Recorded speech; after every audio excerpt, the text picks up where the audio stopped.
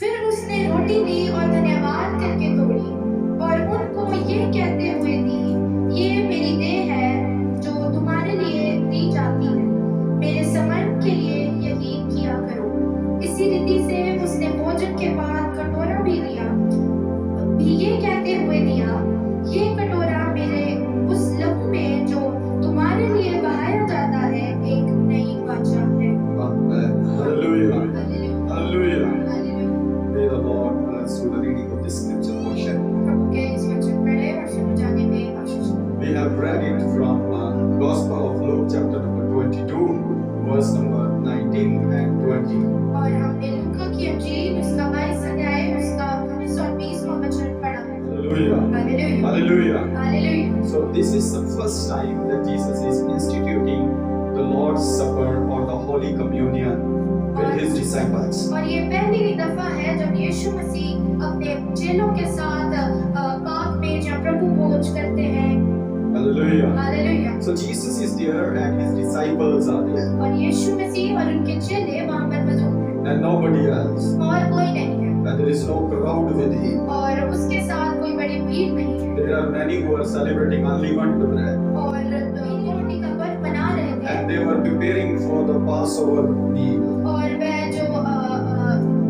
Passover. जो फसह का व्रत था उसके लिए तैयारी कर रहे थे। Hallelujah. Hallelujah. But Jesus has not taken all of them along with him. लेकिन यीशु मसीह ने उन सबको अपने साथ नहीं लिया But Jesus has taken only couple of people, few people whom he has chosen and separated, elected, and whom he has called an apostles. और सिर्फ यीशु मसीह ने उन लोगों को जिसे उसने प्रेरित करके कहा था और अपने चेलों को कई चुने हुओं को ही अपने साथ लिया। Hallelujah. Hallelujah. So it signifies that Lord's Supper is not an ordinary ceremony or it's not an ordinary table.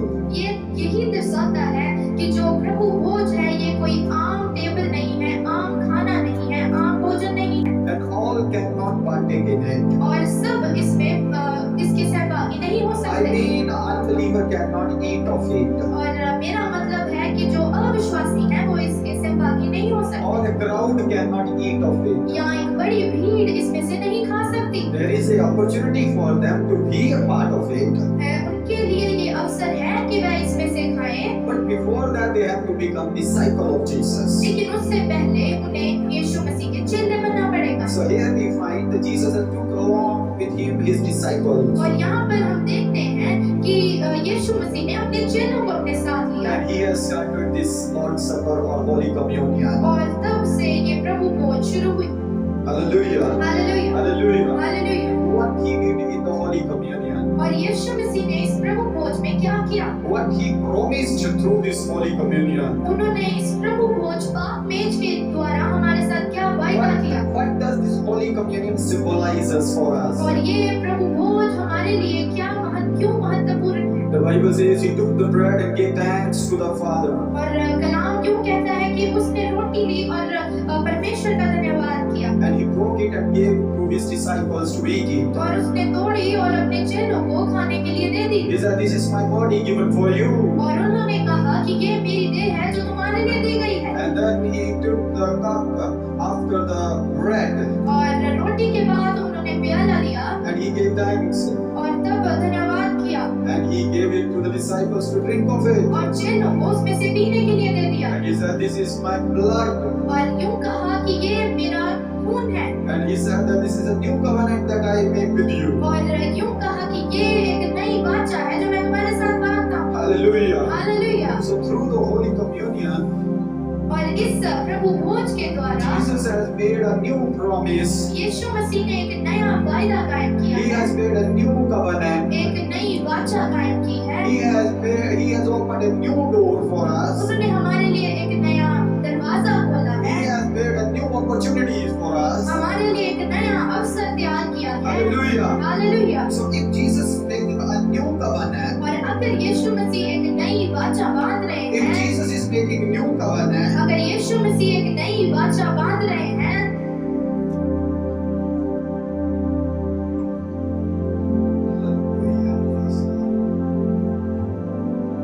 if Jesus is making a new covenant, अगर यीशु मसीह एक नई वाचा बांध रहे हैं, there must be an old covenant. तो कोई भी होगी। If there is no old covenant, और अगर कोई पुरानी वाचा नहीं है then there is no meaning of new covenant. तो ये नई वाचा बांधने का कोई मतलब नहीं। So what is actually covenant? और ये वाचा असल में है क्या? The meaning of the covenant is वाचा का मतलब है it is an agreement between two entities.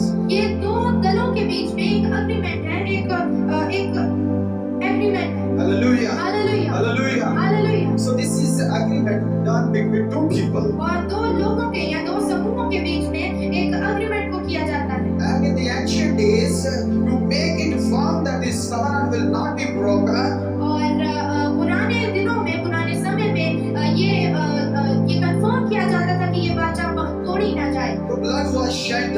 इसलिए खून को लहू को बहाया जाता था And through the blood this covenant was made. और लहू के द्वारा ये वाचा बांधी जाती थी। Keeping the tradition of the ancient days in mind, और उसी ट्रेडिशन को अपने दिमाग में रखते हुए Jesus is saying, "This is my blood, यीशु ने ये कहा कि ये मेरा लहू है and I am having a new covenant with you through my blood." और मैं आपके साथ एक नई वाचा बांधता हूँ Through my blood. अपने लहू के द्वारा। Hallelujah. Hallelujah. So what is old covenant? तो ये पुरानी वाचा क्या है? What was tied between God and Israelites? इजराइलियों और परमेश्वर के बीच में क्या चीजों को बांधा गया, क्या समझौता What हुआ? was that agreement? ये समझौता क्या था?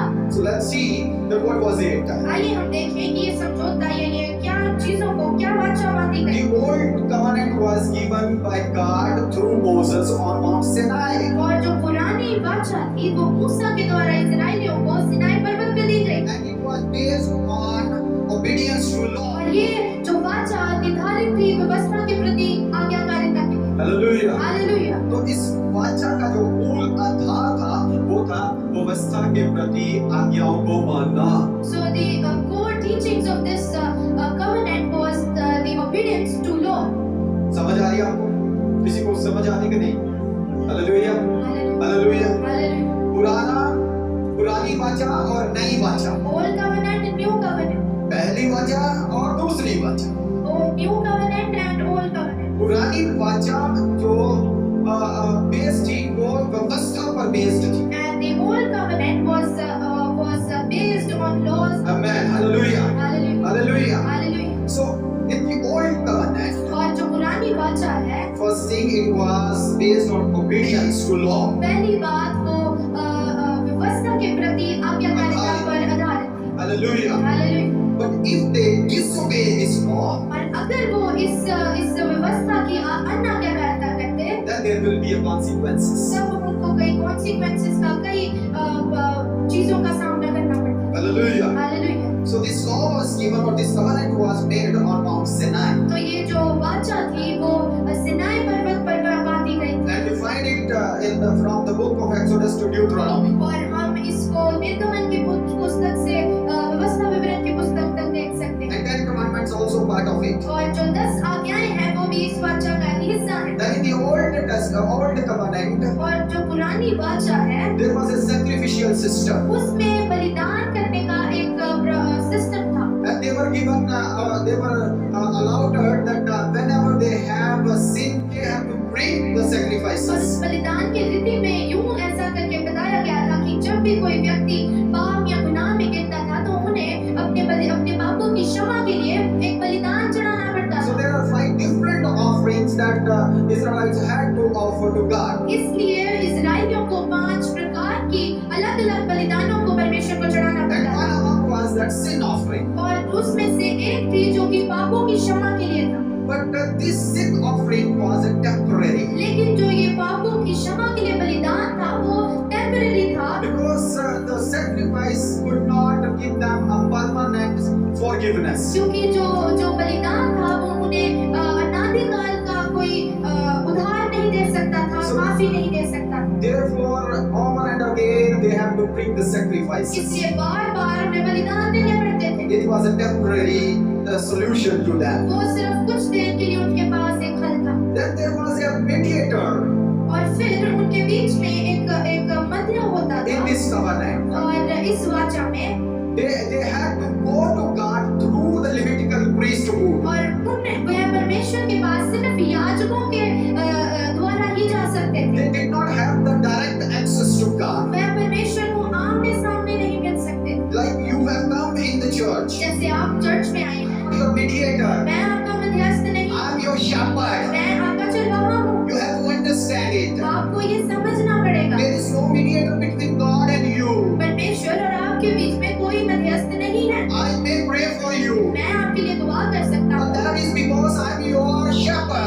इसलिए है क्योंकि मैं आपका चरवाहा हूँ, Because there is a responsibility of a shepherd. क्योंकि मेरे ऊपर चरवाहे की एक जिम्मेदारी है। Therefore, I have to pray for you. इसलिए मुझे आपके लिए प्रार्थना करनी है, Therefore, I have to fast for you. इसलिए मुझे आपके लिए उपवास रखने पड़ेंगे, Therefore, I have to come into your house for prayer. इसलिए मुझे आपके घर जाकर प्रार्थना करनी पड़ेगी, Therefore, I have to keep the cottage meetings in your houses. इसलिए मुझे आपके घर में घरों की प्रार्थना बत्तियां रखनी पड़ेगी, I have to make phone calls to you. मुझे आपको कॉल करना पड़ेगा, I have to send you messages. मुझे आपको मैसेजेस सेंड करने Because पड़ेंगे, I am your shepherd. क्योंकि मैं आपका चरवाहा हूँ। God has appointed me as a shepherd. परमेश्वर ने मुझे एक चरवाहे के रूप में आपके ऊपर आधारित किया है, But I am not your mediator. लेकिन मैं आपका मध्यस्थ नहीं हूँ। But in the old covenant, लेकिन जो पुरानी बादशाह थी, they had a mediators उनके पास एक मध्यस्थ था from the tribe of Levites. जो कि लेवियों के गोत्र में से था, And they were kept as a priest. और उन्हें याजक करके बोला जाता The था। work of the priest was और उस याजक का क्या काम था? taking the sin offering from the men वह जो लोग थे उनसे उस पापों की क्षमा का बलिदान लेता था and then offering to the God. और फिर परमेश्वर को चढ़ाता था। But for us, we don't have so. लेकिन हमारे लिए ऐसा कुछ भी नहीं, So it was a mediator system. इसलिए वहाँ पर एक मध्यस्थ तरह की रीति रिवाज थी। Old covenant पुरानी बादशाह में was focused on the Israelites only. वो सिर्फ इजराइलियों पर ही ध्यान दिया गया था। So this is the old covenant. ये है पुरानी बादशाह। पहली बात, फर्स्ट थिंग, is और जो पहली बात है, they had a law उनके पास एक व्यवस्था थी and they had to obey that law. और उन्हें उस व्यवस्था की पालना करनी थी, आज्ञाकारिता करनी थी। Then the second thing is, तीसरी रीति थी, and then the third thing is medial access. और तीसरी जो रीति थी वो थी वो एक मध्यस्थ के द्वारा अपने बलिदानों को चढ़ाते थे। And the fourth thing, it was focused on the Israelites only. और जो चौथी बात है वो सिर्फ इजराइलियों पर ही ध्यान देती थी पुराने But में। praise God that Jesus is making a new और covenant. परमेश्वर की स्तुति हो क्योंकि यीशु मसीह एक